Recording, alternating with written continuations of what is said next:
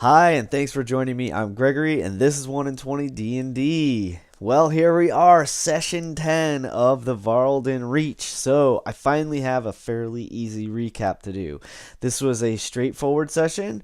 We had a little bit of character development and inter-character things happening.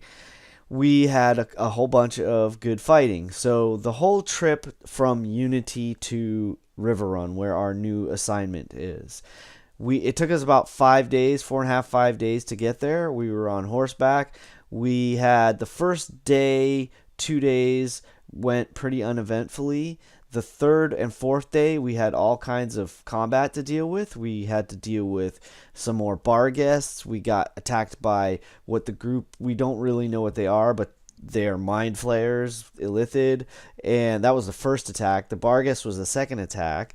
The second day, we ended up getting attacked by another demon, a Glabrezu, and and then another thing that I don't even know what it is some kind of like, I think it was a djinn, basically, of like an earth djinn or something.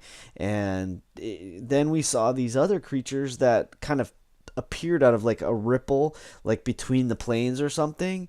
And first, the Glabrezu popped out. That was actually the fourth thing we fought.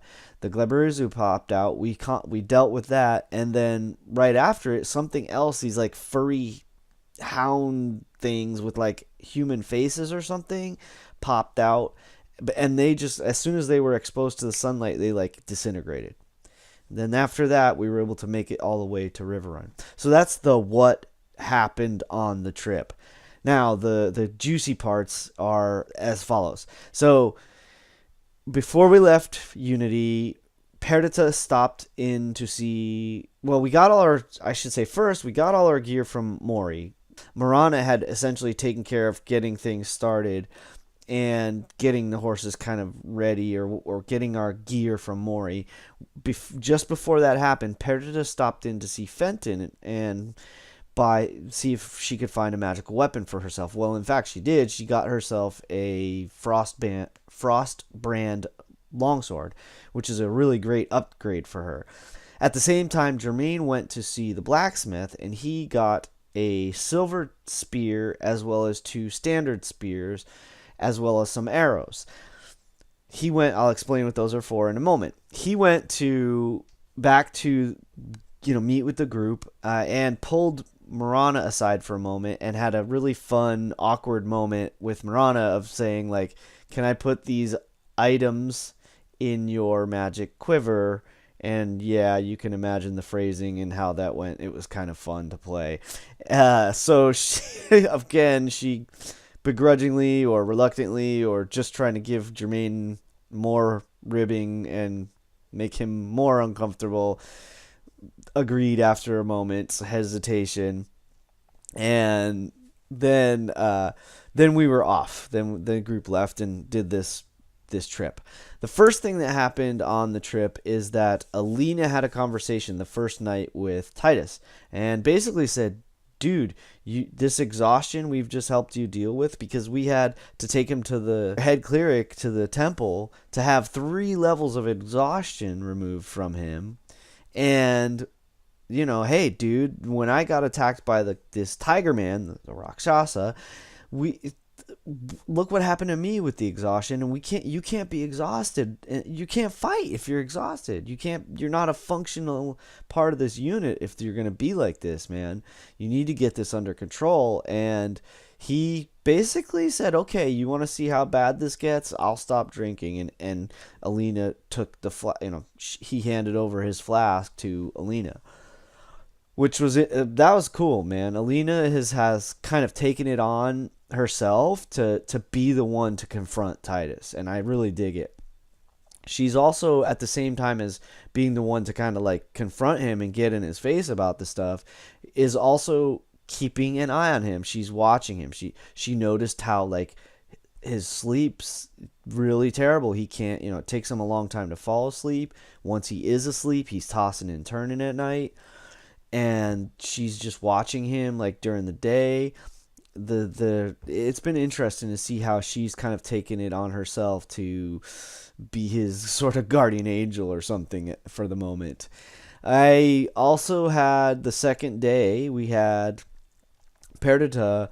We crossed the river where, or sorry, we rounded the river, the spring, natural spring, I guess, where Perdita was found when she was a young girl and when she was brought to Unity by Devona the Paladin. So she didn't really say anything to the group. She just kind of like took a few minutes. Maybe we figure maybe like, I don't know, maybe guess like 10, 20 minutes or something. Kind of went off by herself for a minute, and I guess maybe to just see if it would like stir any other memories or flashbacks or what have you. It was kind of a quiet moment, so she had her time there, and then came back to the group without really saying anything, and then we moved on.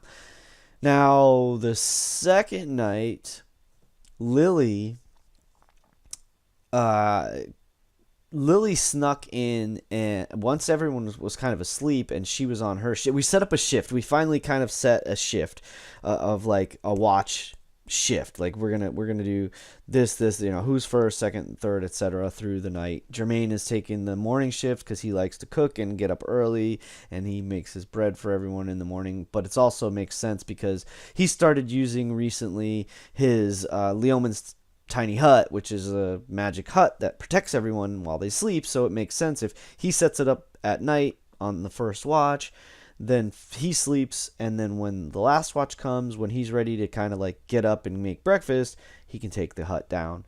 Everybody's had a safe night, and he gets the last watch. And when Lily was on her watch, she is the fourth watch right before Titus. So it goes Alina, Perdita, Marana, Lily, Titus, Jermaine. I think. I'm pretty sure that's right.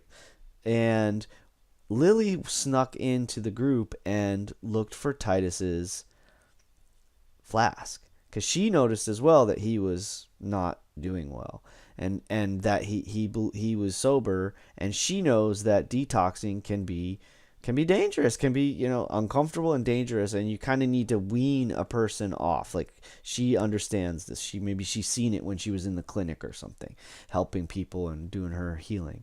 So she gets the flask. She goes to Titus and wakes him up for his shift, and she pours him out like a shot and says, "Here, Titus, this is for you." And then she kind of puts the flask away, and that's all she gives him.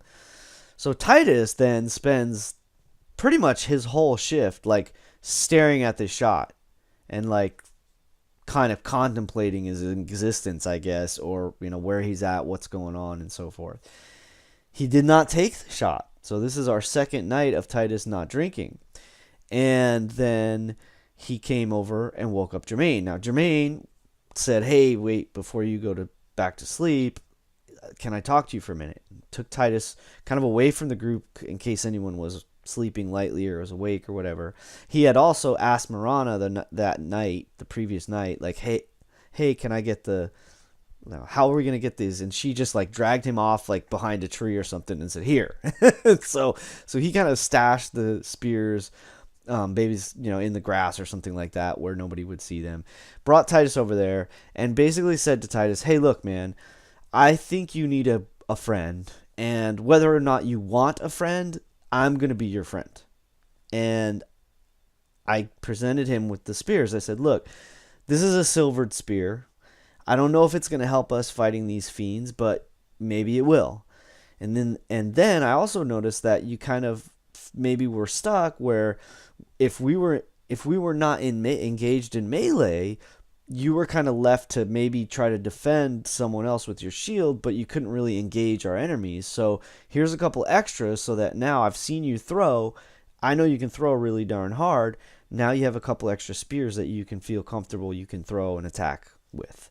So it's kind of an olive branch of friendship, of saying, "Hey, man, I've got your back." And then I had Jermaine kind of go on to say, "Look, you're part of a unit, and I know you probably know this, but, being part of a unit means you don't have to fight your battles alone."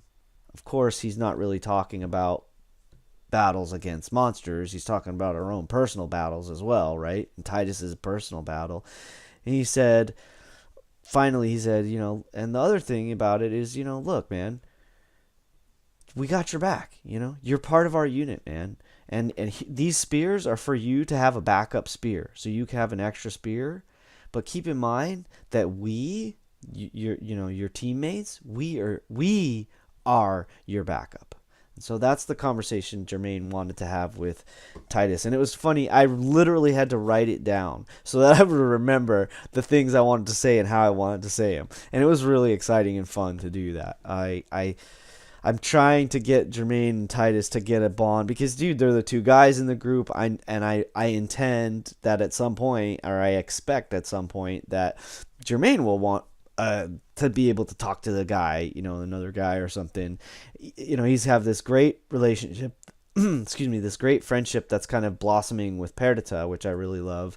And then I also have this really fun and interesting friendship developing with Ku, because Ku has been like grooming Jermaine and always coming to like get treats or breakfast or what have you and stuff. And it's really, really fun and quite funny and charming, the relationship that's happening there, which hopefully will help Jermaine be endeared to Marana somewhat and help them get maybe closer down the road. We'll see.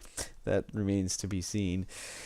One other thing that happened early on is that Jermaine, the first day when we first left Unity, kind of quietly asked Perdita if Lily was okay, because he kind of saw what happened in the temple and the conversation they had. He was concerned. He was concerned for Lily, and Perdita is like, no, she's not okay, and it's gonna be all right. Like, we're here for her, and she'll be able to function, and she's probably hurting, or she's got stuff. So that was kind of neat, quiet. I mean, that was real quick, but it was really interesting too. So then that was kind of all. That was it. That was pretty much all the character development stuff that really happened. Titus, his second day sober, he woke up feeling great, and he kind of like, for a change, he got to kick Marana awake and then like say, hey, it's time to spar. So that was kind of cool, and to see, and so people are taking note and saying, hey, look how you are when you're sober. Sadly, he had to deal with the shakes the following day, so it's still kind of like hit and miss with Titus, and we'll have to see where that goes. I thought the combats were great. We were really we're starting to really function pretty nicely together, and Perdita with her new weapon and Titus with his new weapon, for some reason, I don't know, the dice were in total favor of Perdita and Titus this session. It was awesome. They kicked butt. They did quite well. And so now we have made it to River Run. We're all level 7 now, so that's super exciting. So hey, I think that's everything I want to say. It was a fun session. Number 10, I like super stoked about that. I hope this keeps going and going. I hope we get to 20 and 30, and maybe someday we'll get to 100. Who knows? So, wow, what a fun session, and thank you so much for tuning in and watching my silly little video, and I hope you come back for more when I get them up. Thanks for tuning in. Thanks for stopping. I hope to see you at a table someday. And I hope you always keep rolling 20s.